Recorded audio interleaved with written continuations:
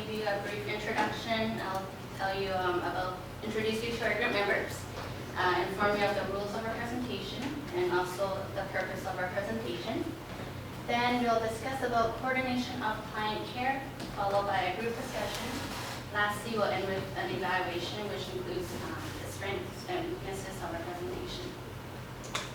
So team members, so let me start off with myself. I am the coordinator and timer of this presentation. Then we have Lina, she's the presenter. Commentator is Kelly. Facilitator is Leah. And lastly, our video recorder is Karina. She's at the back there. Throughout this presentation, we'd like you to follow the following rules. First, ensure your cell phones are turned off, please. We don't want it to ring. We don't want distractions. Please respect speakers and classmates. Especially when they're speaking, please provide them with your full attention. Maintain privacy and confidentiality. This one is really important when you're doing your group discussions. And save all questions to the end of our presentation. We do have time allocated for that. Lastly, please, everyone, please participate and contribute to the group discussion. Objectives.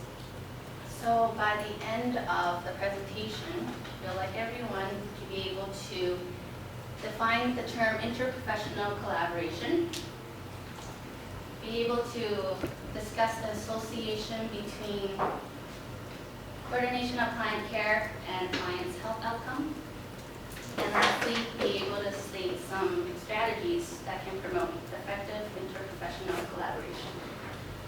So without further ado, I will direct your attention to Mila, who will discuss about coordination of client care for the next 15 minutes. Thank you, Jody, for that warm welcome. We often hear how important working as a team is, but does anyone know what team stands for?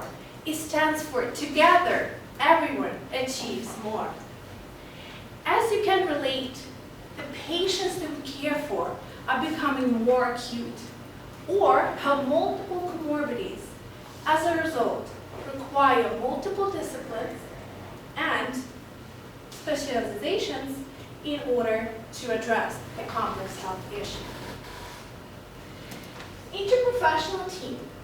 Interprofessional team is defined as a group of individuals from various disciplines, including nurses, physicians, pharmacists, physiotherapists, social workers, that are working and collaborating with each other in order to provide quality patient care.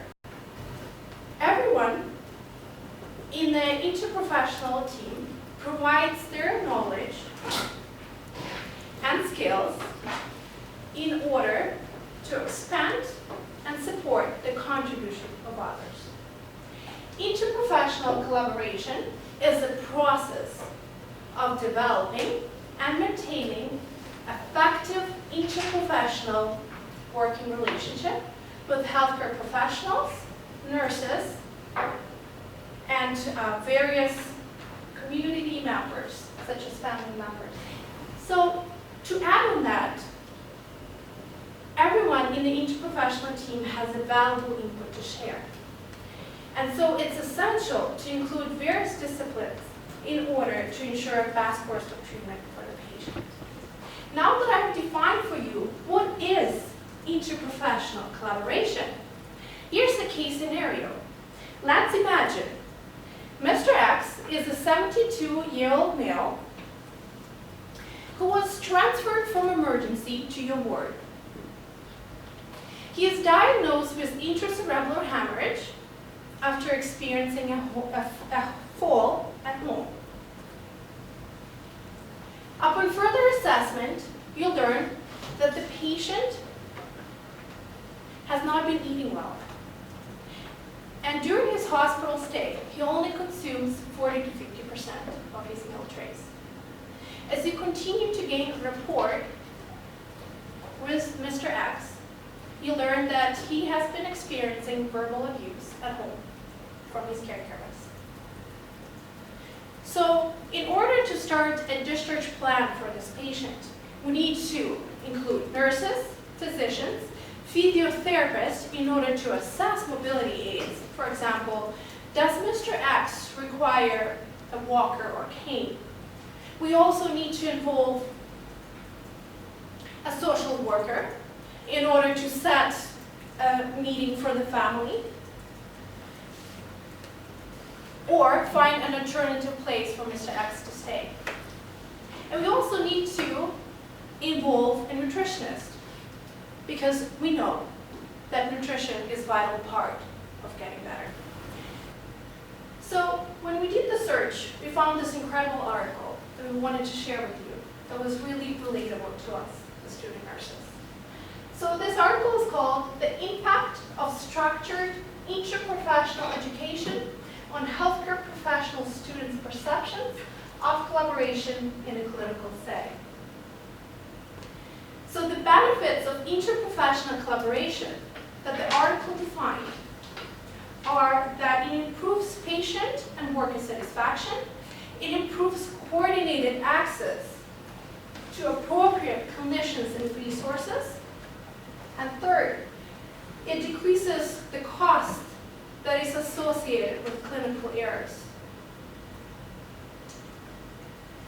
The benefits of interprofessional collaboration are that it facilitates the adoption of interprofessional collaboration in clinical setting by modifying the attitudes of healthcare professionals and allowing them to feel more confident in their roles and responsibility, as well as to be more aware and respectful of other roles and responsibilities of other disciplines. So the benefits of interprofessional collaboration that the article defined is that for students, interprofessional education provides a valuable collaborative learning opportunity, increases the sense of professional autonomy, and enhances respect for other professionals because you get to know what is their roles, what is their scope of practice.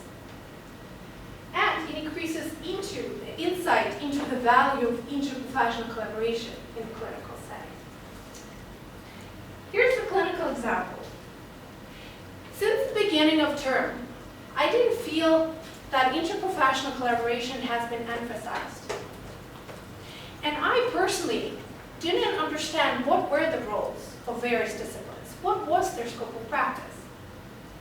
It wasn't until later in terms, especially term 5, where that emphasis and value of interprofessional collaboration were brought. The two most important qualities for effective interprofessional collaboration that were taught to me were the importance of being assertive in your communication and the importance of professional presence. The professional presence was demonstrated by coming to the healthcare professional with a straight posture, eye contact, you shake hands, and you ask, what is the plan for the patient? Or you verify medication order. All of this leads to a quality patient care. After that initial communication with the healthcare professionals, the next day I've been approached with the same healthcare professional, and I felt that my contributions were valued.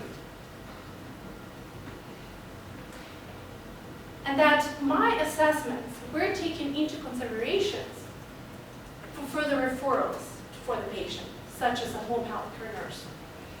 So that was a really pretty cool experience for me. So the National Interprofessional Competency Framework discusses 6 competency domains in order to improve collaboration. They are, number 1, role codification. Number 2, patient, client, family-centered care. Number 3, team functioning. Number 4, interprofessional communication. And number 5, interprofessional conflict resolution. Number 6, collaborative leadership. So this is a National Interprofessional Competency Framework. So our goal is to achieve interprofessional collaboration. In order to achieve interprofessional collaboration, we have these 6 competencies. Now I will provide a brief overview of the 6 competency domains. The first one, role clarification. It's essential to be aware of your own role and scope of practice. For example, CRMC standards of practice provides us with standards in order to ensure that we provide quality patient care. And it's essential that we acknowledge collaborative contributions. Number 2, patient, client, family-centered care. We need to remember that patient and family are integral partners. In order to address the needs, we need to sit down with them and listen. Number 3, team functioning. It's most important that we develop a set of principles for working together that respects the ethical values of members. Number 4, interprofessional communication. It's important to insist on open and transparent communication. Active listener makes the speaker feel respected and worthy. Interprofessional conflict resolution, it's very important to set a safe environment in which allows for sharing of diverse opinions. And last but not least, collaborative leadership. It's essential to work together with the patient, the family, communities, and various disciplines in order to provide a quality patient care. To summarize, in this 15 minutes, 3 main points were discussed. First, what is interprofessional collaboration and who is involved? Second, discuss the impact of effective collaboration on patient outcomes. And third, discuss the strategies for effective interprofessional collaboration. Thank you. So we're going to make this a more interactive discussion for everybody. So I'm going to break the class into 3 groups. I'll be handing out some posters and some pens, and we'll brainstorm some ideas within your groups. And then we will come together as a class and discuss your ideas.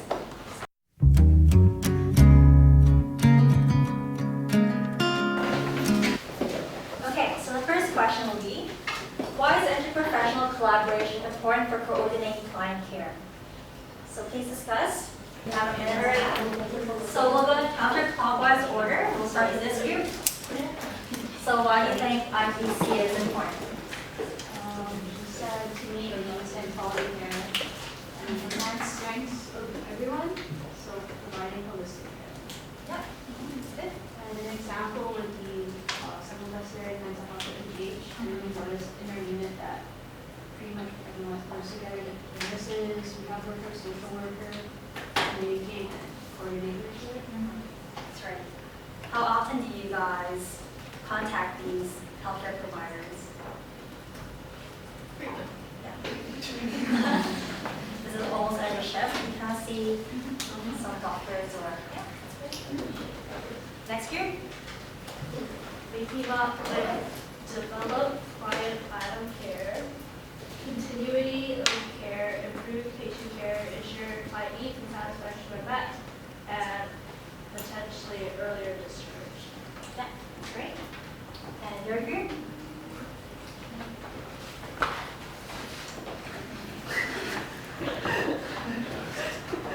Okay, so interprofessional, different healthcare providers have a different expertise and specialized body of knowledge. This increases efficiency and promotes continuity of care and quality of care for our patients, and it also improves our work satisfaction. Second question. What are some limitations to effective coordination on your unit? Provide some examples. And you have another minute and a half to All right. So we'll start with the other group first. Behind you guys. Very effective coordination. Jeremy came up with time, communication, personality, cultures, age, gender, and power differences.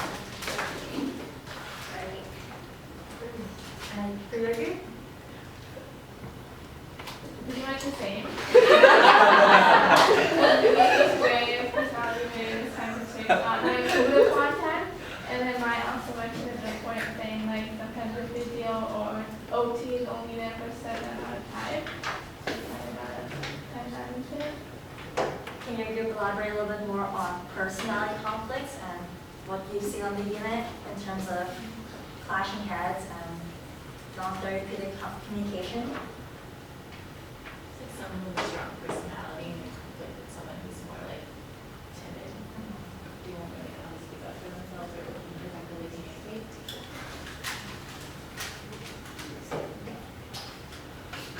Also the same thing. Personality, no understanding.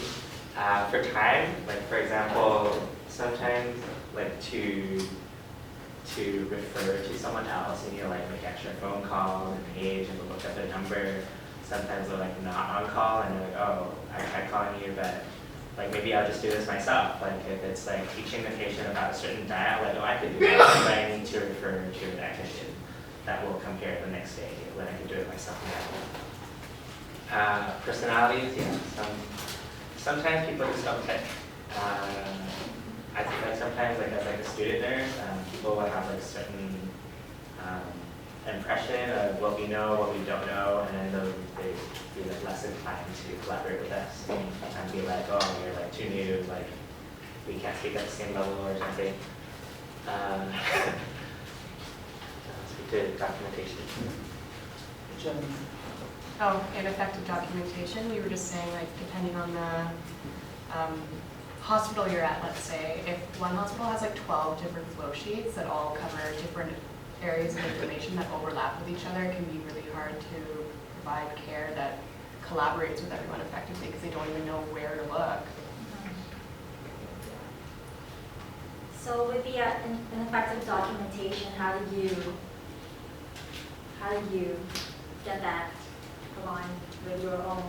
I think it I know we're supposed to chart by exception, but sometimes you have to use your nurse's notes to just put it there because it's all over the place. Like I'm at BGH right now, and I don't know about anyone else who's been on the surgical unit there, but it's kind of, compared to other hospitals from what I've noticed, just a little all over the place sometimes. There's just so many different sheets. I remember my first year, or I guess sometimes I still get shrugged off when I confront or speak about my patient and try to address important issues that I prioritize, but they don't see it as important, and they kind of, do they take me seriously, or do they kind of, and what are some methods that promote effective collaboration you have seen?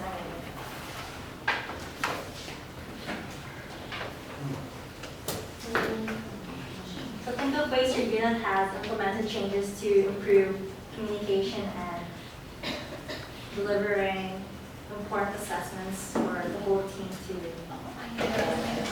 Okay, so we'll start. And this group? Ready? Just throw it out. In the PICU, they do rounds, like interdisciplinary rounds. So every morning, everyone, like a giant group, will go from bed to bed and just go through what the plan is. Yeah, in the same way, I said sometimes there are already systems in place. Like for example, RAMS would be like a system that's already in place. But like on some wards, like there is already a protocol that involves all the team members. Like a certain part of the care plan, you know that the nutritionist is looking at this aspect already, pharmacist is following up the medication. So you know they're already all collaborating, and so you're all on the same page. Sure. Marcus group? We also have rounds, and at BJH they have safety huddles. So I thought that would promote effective collaboration. And I feel like on my board, Janice and Tiny's there as well, we feel like everyone there are open to teamwork. Everyone are very supportive of one another. I'm not sure how they come to that, but I guess just being supportive of one another is like what you give is what you get kind of thing. So it's a team environment. It's like a team environment, exactly. So that's really good. And on our unit, they start doing they kind of leave like a binder where you can write notes to the doctors, like important matters that needs to be addressed before 10:30, because we find that when we put our concerns onto the pin sheets on the chart itself, a lot of the time the doctors don't really look at it, or they miss it, or it takes them longer to kind of address the issue. So having something like that there, we just implemented maybe like 2 weeks ago, and I guess it's been going really well. So that's something that can promote collaborative teamwork. And I feel like at the end of the day, we just have to remember that we're there for the patient. We want the best care for the patient, and not to take things personally when, you know what I mean? So just know why you're there and why you're doing what you're doing. That's also important too. Thank you. And your group?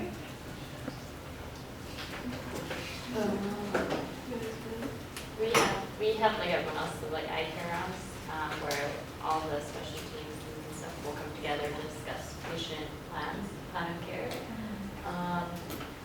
I've also seen certain people like physiotherapists coming around to talking to each nurse, like, oh, how is your patient's assignment? Who needs to get up and this and that. Yeah, they do that at UT Vascular too, where there's like a nurse that comes in and checks all the patients in the morning, and then they around like 11 they kind of come together, and then with the social workers, physio, everyone, and then they sit and then they talk about each patient. Yeah. Good, thanks for the ideas. So the last question is, how can we as student nurses facilitate successful collaboration and effective teamwork to help coordinate client care?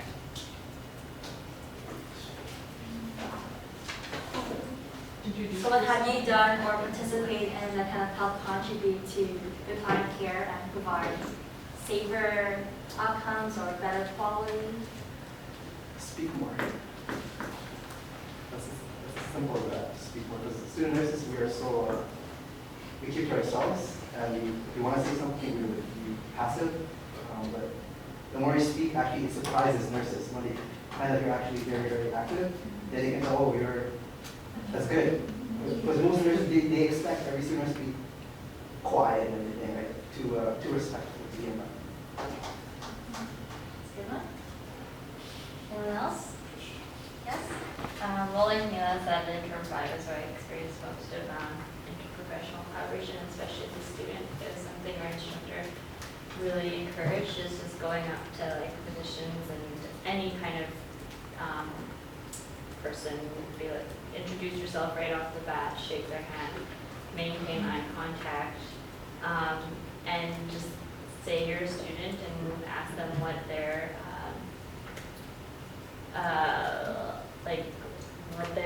what they work for, you know, what they do and how they can help you, and ask them if you're not sure about anything. Most of the time they're willing to tell you, as long as it's in the best interest of the patient because they're a team. Anyone else?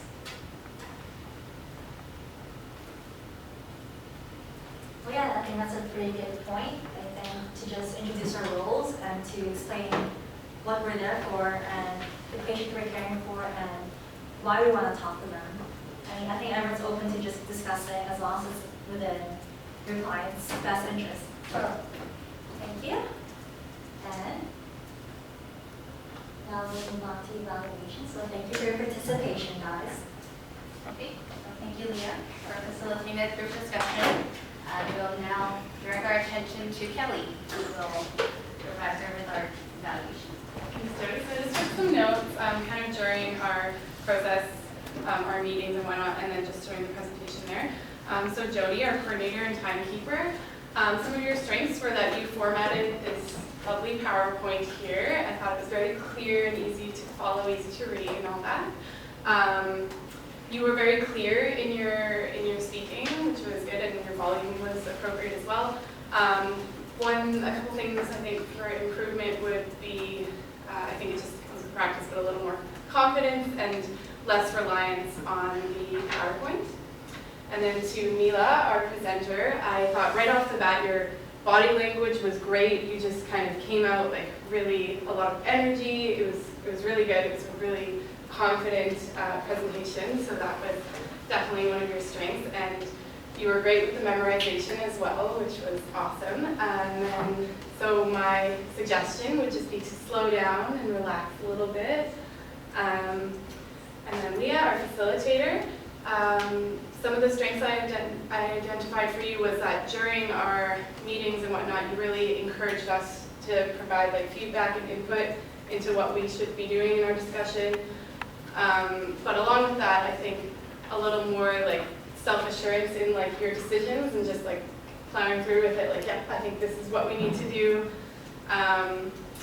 And then just a little bit more confidence. I know you were trying to get out of the way so that people could read the questions, but it almost looked like you were hiding behind the table a little bit.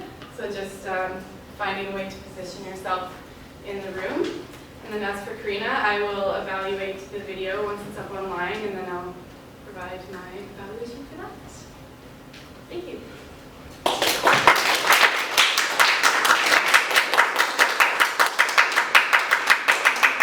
Evaluation, and thank you everyone for listening and participating, and that sums up our presentation.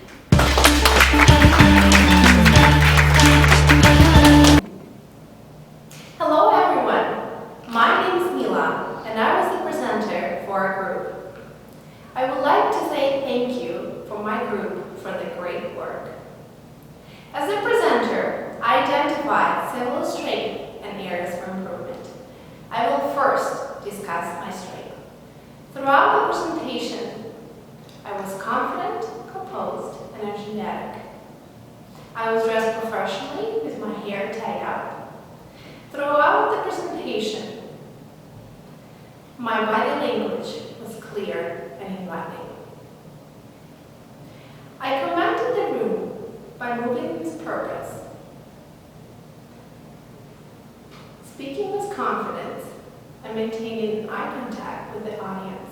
My voice projected throughout the room, and my speech was clear and calm. To emphasize the key terms, I intentionally slowed down to give the audience an opportunity to grasp the concepts. I performed an in-depth research of the topic and contributed to the development of the project. Relevant concepts were presented.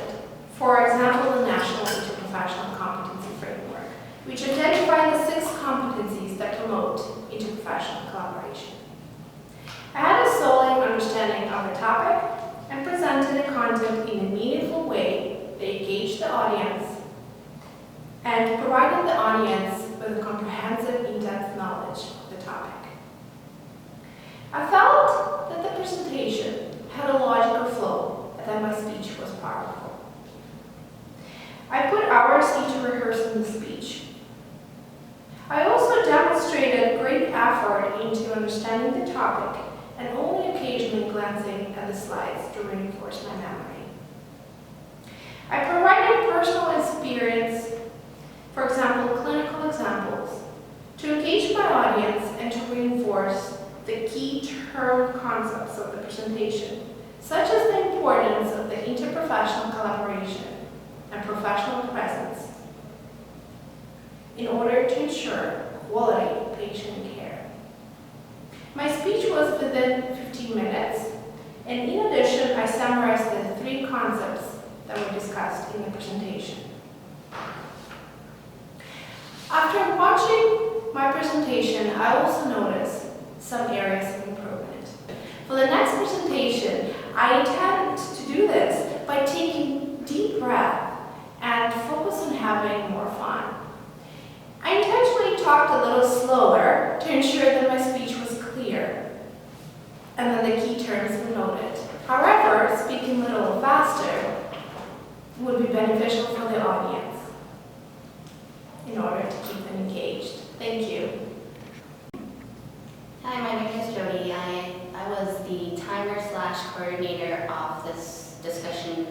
assignment.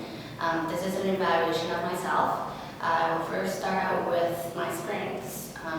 So some strengths I identified in the presentation includes speaking loudly, speaking confidently, introducing every group member, and also talking about what we're going to say during a presentation, giving the outline, and addressing the rules for the class. And moving on to some of my areas of improvements, I think I could have worked on speaking in a more lively tone. Definitely, I think with more practice, I'll be more relaxed and more confident. And I think it would have been more entertaining if I was moving around the room a bit more instead of standing in one position. So this is it for my evaluation. Thank you. Hi, my name is Kelly, and I am the evaluator for the Coordinating Client Care Discussion Lead. So first, I would like to talk about the video. So Karina, I would like to thank you for preparing the video. I think it looks very professional and very high quality. The editing is nice, and the transitions and visuals are really smooth. The music at the beginning and the end was a nice touch as well. I think that the words on the screen really helped to reinforce the message that our group was getting across. And I think that the camera was held smoothly and I could see and hear everything clearly. So good job. As far as my personal evaluation, I was surprised by how much my voice carried in the video, and I identified this as one of my strengths. I was also dressed professionally for the presentation. I agree with the feedback from our instructor, Lyran, and I think that I would benefit from making more eye contact with the audience. When I was providing everyone's evaluations, I was making eye contact with those people. I could have broken away and looked at the audience more. Also, I noticed that my posture was not the best. I think for next time, I would like to focus on keeping my shoulders back to project a more confident posture. And I would also like to work on not saying so many uhs or ums. And finally, I would like to provide an evaluation for the group process overall. So some points that I made about our group was that we were all able to agree upon an effective form of communication. We communicated via our Langara email addresses, and we were consistent and professional in our correspondence. We had 3 meetings. In our first meeting, we agreed upon the group rules and established our forms of communication. There were no voiced issues during any of the meetings. Leah was not able to attend our first meeting, but she let us know, and we were able to give her the information and a summary of our meeting, and also give her her assigned role. The second meeting was our time to fine-tune the information in our presentation, and also to begin putting together the PowerPoint. We were able to provide input and feedback at this point, and during our final meeting, we practiced the presentation together. I think for next time, perhaps a second practice time would be beneficial. And also, one area of improvement for all of the group members would be arriving on time for our meetings. We all arrived late at some point, and although we let the other members know and it did not hinder the meetings, I think it can improve our group process overall. Thank you. Hi everyone, my name is Karina, and I was a video editor and recorder for this video presentation. First of all, I would like to begin with identifying some strengths of myself as a video recorder and editor. I think that I was able to produce quite a good product at the end, which was more or less in high quality. It was available in 720 HD definition on YouTube, as well as I was able to post it within the required time frame, which is 1 week from the live presentation that we did in class. I think that since I have used a tripod for this presentation, the overall flow of the video was very smooth. There was no shakiness, and it was pretty easy to watch and follow. Also, I was able to cut some of the areas and moments in our presentation that were not very effective, like some slow speaking moments or some class discussions that were not necessary in the final product. And also I was able to include some editing elements such as music, captions, and video clips. To point out some of my limitations, I would like to begin with saying that this was my first time recording and editing a video. So it was definitely a little bit rough, but probably in the future as I practice more, it will get better. As you could probably notice in the beginning, it was a little bit dark due to some lighting issues, and I wasn't sure how to correct this, so that was one of my limitations. Also, in some parts that I cut, they were not quite smoothly connected, so I could have worked on that as well. Also, I wasn't sure how to add the full list of names with the instructor's name in the beginning of the video, so I might get some help with that. Maybe a reference list would be also good to finish with, but overall I think we did a great job, and I would like to thank all of my group members for all their hard work, and it was a great pleasure working with all of you. Thank you. Hi, I'm Leah, and I facilitated the group discussion for our presentation. First, I'd like to say a big thanks to Karina for filming and editing our presentation skillfully. As for the rest of the thing, great job on coordinating and presenting. My strategic presentations would be that I dress professionally for my role and take eye contact with the audience. I invoke participation by making it an interactive and dynamic experience for the group. So, for instance, I provided colorful pens and posters for people to write and brainstorm their ideas. I also asked open-ended questions and prioritized the questions from the most important to the least. I also made sure that each group was participating by asking them to read off their poster. And towards the end, I honored the group by affirming their participation and saying thank you. Areas of improvement include giving more encouraging feedbacks and personal experiences to the audience. For instance, when someone speaks and finishes their thoughts, I should add in what we learned in the article to supplement their knowledge. I also want to speak louder and clearer, which will come with more practice and confidence, and having a more open body posture instead of just sitting behind the table. I also want to be more enthusiastic rather than systematic during the transition of the questions. And lastly, to offer a clear summary before the ending of the presentation. Thank you.